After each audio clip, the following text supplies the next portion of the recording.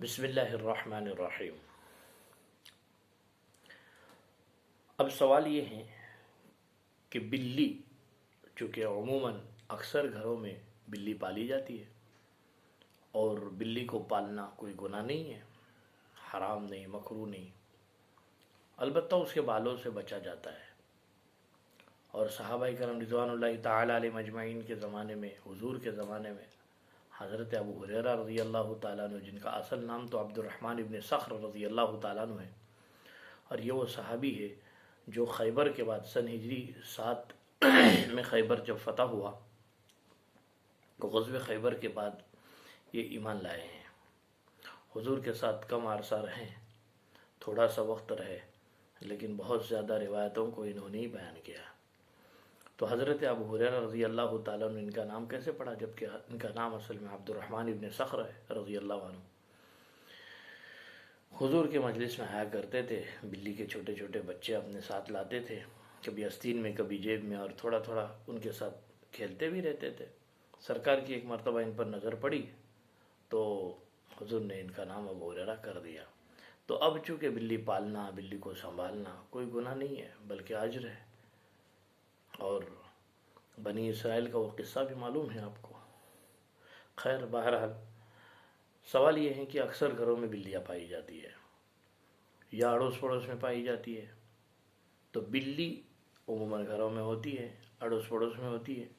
کبھی کسی وقت جو ہے وہ نجاست کھا کر برتن میں منہ ڈال دے، چاہے اس برتن میں پانی ہو یا کھانے کی کوئی چیز ہو، اور عموماً بلی جو ہے وہ دودھ والے برتن میں منہ ڈالتی ہی ہے، اکثر دیکھا گیا ہے،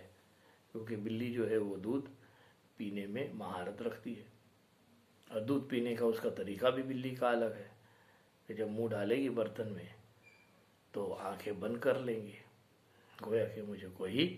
نہیں دیکھ رہا ہے، میں کسی کو نہیں دیکھ رہی ہوں۔ خیر، بہرحال ایک لطیفہ ہے، لیکن بلی نجاست کھا کر برتن میں منہ ڈالے تو پانی کا کیا حکم ہے؟ کیا وہ پانی پاک ہوگا ناپاک ہوگا؟ مان لو بلی نے نجاست کھائی، ناپاکی کھائی، تو اب وہ پانی پاک ہوگا ناپاک ہوگا؟ تو ظاہر سی بات ہے، بلی اگر سامنے ہے، ناپاکی کھائی اور فوراً منہ ڈالی ہے، ہم نے اپنے آنکھوں سے دیکھا ہے یا کسی نے بتایا ہے، تو ایسی صورت میں وہ پانی قلتین سے کم ہو تو فوراً ناپاک ہوگا، قلتین ہو اور اس میں تینوں اوصاف میں سے، جیسے بتایا رنگ، بو، مزہ، ان میں سے کچھ نہیں بدلا ہے تو پھر وہ پاک ہوگا، اور اگر بدل گیا ہے، کوئی ایک بھی وصف بدل گیا ہو تو ناپاک ہوگا۔ ہاں، اگر بلی نے ناپاکی کھائی، پھر وہ وہاں سے بھاگ گئی، چلی گئی، پھر کچھ دیر کے بعد آئی، پھر اس کے بعد اس نے پانی والے برتن میں منہ ڈال دیا، تو اب وہ پانی پاک ہوگا، کیونکہ بلی نے نجاست کھانے کے بعد